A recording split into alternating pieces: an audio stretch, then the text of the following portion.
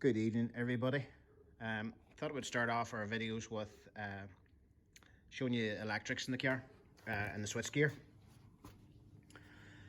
We've recently upgraded to WRC controls in the to keep this car fairly simple and clean and efficient, and above all reliable.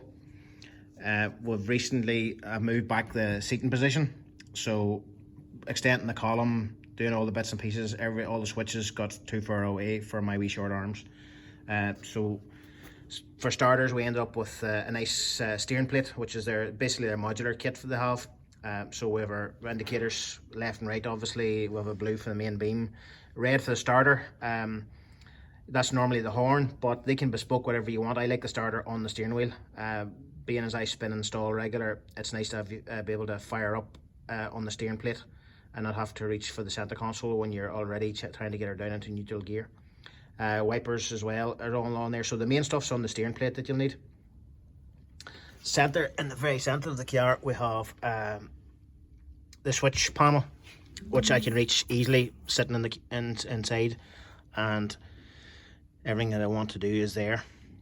At the bottom we have the master switch, and that switches on all the electrics, and then we can switch on the ignition. So that's fairly straightforward. Switch out that light, maybe see better there.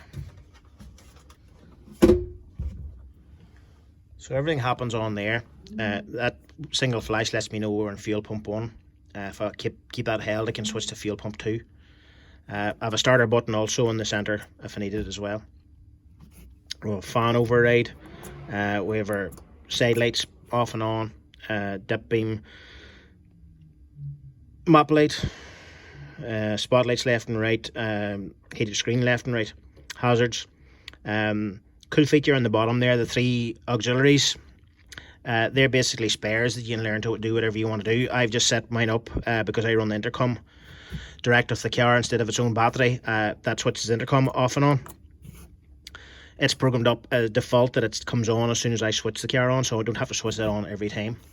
These 2 spare ones can be programmed to do different things. I'm not using them, but it's handy to have them just in case you need them. The very center of the car, down there, we have the CPU unit. So everything comes back to there. Keeps it all neat and keeps it all in one place.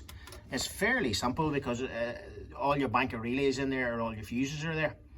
So everything comes in out of there, and it's on a quick release plate, so you can pull out that AC CPU unit in like a minute and a half if you want to work on it, or you want to add something or do something with it. So it's nice and keeps everything tidy and keeps it all accessible as well. This car runs a Link ECU, and that is why we have a Link dash as well, so it all works together.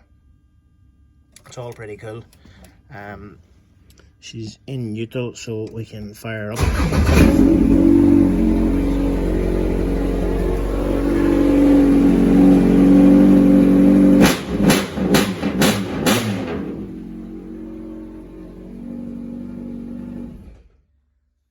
Oh, she's a noisy bugger.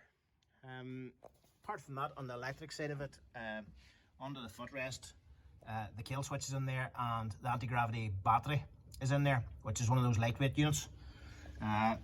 Very cool bit of kit. It weighs basically nothing, but again, ultra reliable, and reliable is good. To finish first you have to finish. Another cool feature on this wiring system, they have pretty much, it's a modular system that fits any Escort really. Each 4 corners of the loom has a plug, so as I invariably rip a corner out, if I damage the loom there, I can just plug it off at the bulkhead each side, or at the back each side, and replace it, or plug it out to do repairs or whatever I have to do. You don't have to gut the whole thing. You don't have to go and start making a new patch into it. It's just plugged out at every 4 corners, which they obviously were thinking of me when they designed that. Apart from that, it's fairly straightforward. It does what it says in the tin, and that's what it's all about. Thanks for now.